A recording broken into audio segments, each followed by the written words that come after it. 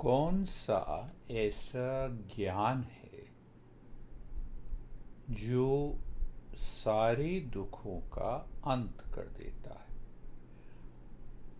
दुख कई प्रकार के हैं। भौतिक है, आध्यात्मिक है, मानसिक जिसको हम कहते हैं।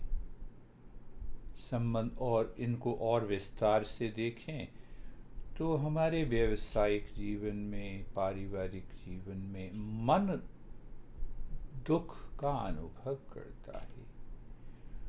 तो वो जो दुख है, एक तो वो कैसे आता है और क्यों होता है, दुख का कारण क्या है और दुख को दूर करने का उपाय क्या है। क्या कोई ऐसी अवस्था है जहाँ पर दुख है ही नहीं?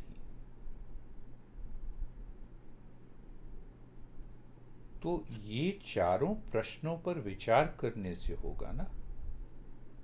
तो सारी की सारी हमारी परंपरा, योग, मंत्र, ध्यान, भक्ति, कर्म योग, हाँ, तंत्र योग, यंत्र, मंत्र और दुनिया भर की जितनी भी, ये सब हमारी एक परंपरा में है।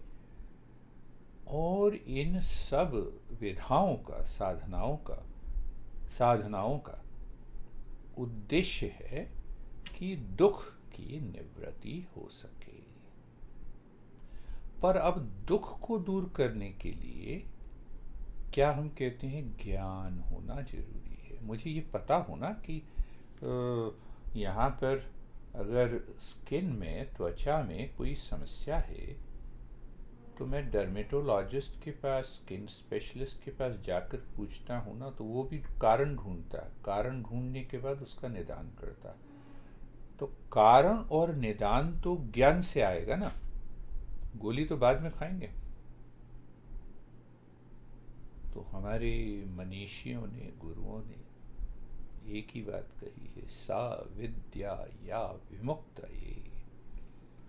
ज्ञान, ऐसा ज्ञान चाहिए हमें जिससे कि क्या हो, वो मुक्ति प्रदान करे, जो मुक्ति दे। किससे मुक्ति दे? दुखों से, दुखों का अंत हो जाए। कौन सा ज्ञान जो दुखों का अंत कर देता है?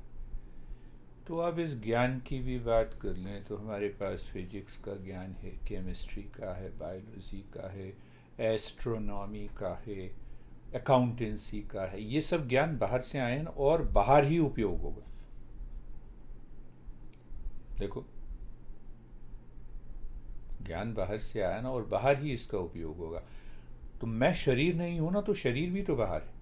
तो बायोलॉजी भी जो है वो बाह्य विज्ञान है। ज्ञान जरूरी है। ज्ञान कैसा भी हो, ज्ञान का उपयोग होता ही है। तो ये जो बाह्य ज्ञान है, जिसको मन, बुद्धि और इंद्रियों के द्वारा हम प्राप्त करते हैं, इसी को कहते हैं लौकिक ज्ञान। The knowledge pertaining to the world outside. अब बताओ, फिजिक्स का ज्ञान जो है क्या आपके दुखों का अंत करेगा? आपके जीवन को आसान बनाएगा, सुलभ बनाएगा, पर दुखों का अंत नहीं करेगा। उदाहरण के लिए विज्ञान में देखो, मैट्रिस बनाई। मैट्रिस का क्या उपयोग? मस्ती से शरीर को आनंद पूर्वक रखना, जिसको हम क्या कहते हैं, लग्जरी, कंफर्ट। तो जब आप 10 साल तक उसी मखमली कुशन पे सोते रहते हैं तो 10 साल के बाद पता लगता है कि कमर जो है अकड़ गई। अभी वैज्ञानिकों ने पाया है। तो बाह्य साधनों के द्वारा जो ज्ञान हमें मिला है, उनसे साधन जो बने हुए हैं, उनसे क्या हुआ, उनसे हमें लग्जरी और कंफर्ट मिले, विलासिता जिसको हम कहते हैं, भोग और विलासिता। क्या ये सब जरूरी नहीं है? जरूरी।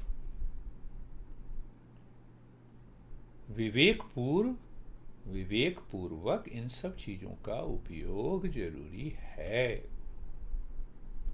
पर क्या मखमली बिस्तर पर सोने से मुझे मुक्ति प्राप्त हो सकती है? सभी दुखों से मैं मुक्त हो सकता हूँ? तो बिल गेट्स तो कभी के मुक्त हो गए होते, वारेन बफेट वैसे ही मुक्त हो गए, सारे राजा महाराजा जो है वो मुक्त हो गए होते। तो ज्ञान क्या हमें मिला कि बाह्य वस्तुएं, बाह्य धन परम शांति को खरीद नहीं सकता। परम शांति, जिसको परमानंद कहते हैं, जिसको हम आत्यंतिक दुख की निवृत्ति कहते हैं, उसका जो ज्ञान है वो कहलाता है अलौकिक ज्ञान। अलौकिक इसलिए हम कहते हैं वो मन के पार का ज्ञान है, बुद्धि वहां पहुंच नहीं सकती, पर यात्रा बुद्धि और मन से ही करनी होगी।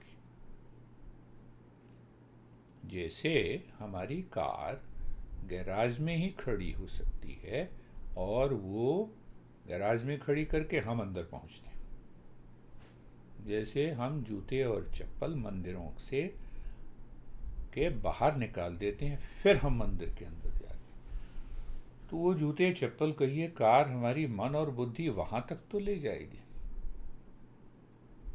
उसके पार जो जाने की यात्रा है, उसका जो ज्ञान है, उसकी जो विधि है, उसकी जो साधना है, उसको आप ध्यान कह लें और उसको या मनोतीत ज्ञान कह लें, भावातीत कह लें, द्वंद्वातीत ज्ञान, वो अलौकिक ज्ञान है।